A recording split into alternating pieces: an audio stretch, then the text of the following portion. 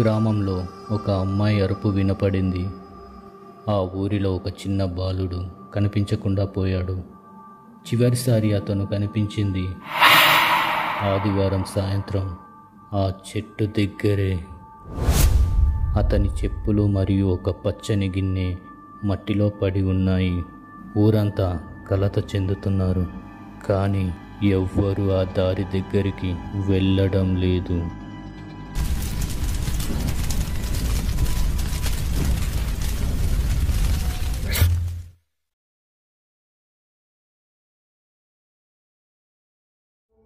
Hi friends, ఈ video చీకటి దారిలో సిరీస్ 4th పార్ట్. వీటి ముందు పార్ట్స్ చూడకుండా ఈ వీడియో చూసే వాళ్ళకి స్టోరీ అర్థం కాకపోవచ్చు. సో ఈ సిరీస్ ముందు పార్ట్స్ వీడియో లింక్స్ డిస్క్రిప్షన్లో ఇస్తాను. ఆ వీడియోస్ పూర్తిగా చూసి ఈ వీడియో చూడండి. Thank you.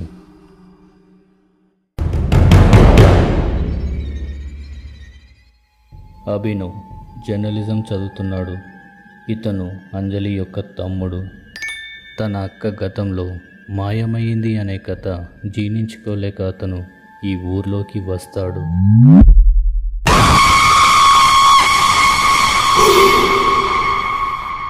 శాంతి ఇప్పుడు లేరు. ఋషి అంతరించిపోయినట్లే ఉంది.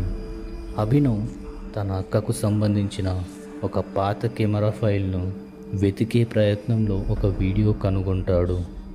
అందులో అంజలి వాయిస్తో, అవును, నేను ఇప్పుడు జీవించను, కానీ నేను ఉన్నాను, చూస్తున్నాను, నన్ను వెతికే వాళ్ళే నన్ను వినగలరు అని అందులో ఉంటుంది. ఋషి మిగిల్చిన ఒక మంత్ర గ్రంథం. అది శాశ్వతంగా మూసివేయబడినప్పటికీ అందులో ఒక పేజీ మాత్రం వెలుగుతూనే ఉంది. చీకటి తలుపు తెరిచినప్పుడు తలుపు మూసే అవకాశం ఒక్కసారి మాత్రమే వస్తుంది, కానీ ఆ తలుపు మూసేవాడికి జీవితం ఉండదు. అభినవ్ అదే రోజు రాత్రి ఆ దారిలోకి అడుగు పెడతాడు. అభినవ్ అక్కడ అడుగుపెట్టిన క్షణం నుండి అతని చుట్టూ ఏవో మార్పులు. వృక్షాలు కదులుతున్నట్టు, గాలి మాటలతో మాట్లాడుతున్నట్టు అనిపిస్తూ ఉంది.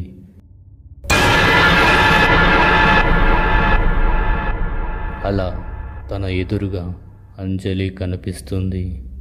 కానీ ఆమె మాటల్లో భయం లేదు, దయ ఉంది. అభినవ్, ఇది శాపం కాదు, ఇప్పుడు ఇదొక పరీక్ష. రాజేష్ ఇంకా బ్రతికి ఉన్నాడు, కానీ అతను మారిపోయాడు. చెట్టు కింద ఒక నీడ కూర్చుంది. ఆవిరి రూపంలో రాజేష్ కనిపిస్తున్నాడు. నేను తప్పు చేశాను, కానీ ఇప్పుడు నేను ఈ మార్గానికి రక్షకుడిని. నన్ను చీటికి మాటికి తెలిసిన వాళ్ళంతా ఇక్కడికి వచ్చారు. అభినవ్ ఆశగా నా అక్కను వెనక్కి తీసుకురాగలనా అని అడుగుతాడు.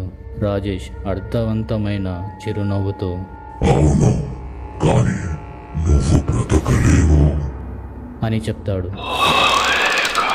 ఋషి గ్రంథం చివరి పేజీ మంత్రాలు అభినవ్ చదవడం మొదలుపెట్టాడు. చుట్టూ కాల్చే వృక్షాల మంటలు చెలరేగుతున్నాయి. అయినా కూడా అతను భయపడకుండా మంత్రాలు చదువుతున్నాడు.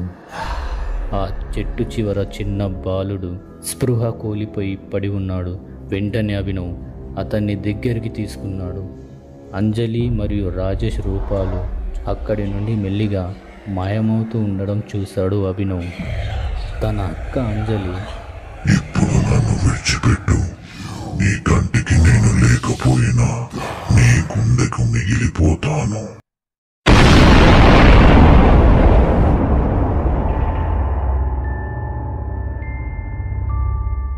మరుసటి రోజు ఉదయం ఆ చెట్టు ఉండదు. ఆ ఊరు వాళ్ళు చెట్టు స్థలంలో కొత్త మొక్క రావటం చూస్తారు. రోహిత్ సురక్షితంగా తిరిగి వచ్చాడు. అభినవ్ మాయమయ్యాడు. కానీ అతని ఛానల్లో ఒక కొత్త వీడియో అప్లోడ్ అయ్యింది. దాని పేరే అక్కకు అంజలిగా నేనున్నాను.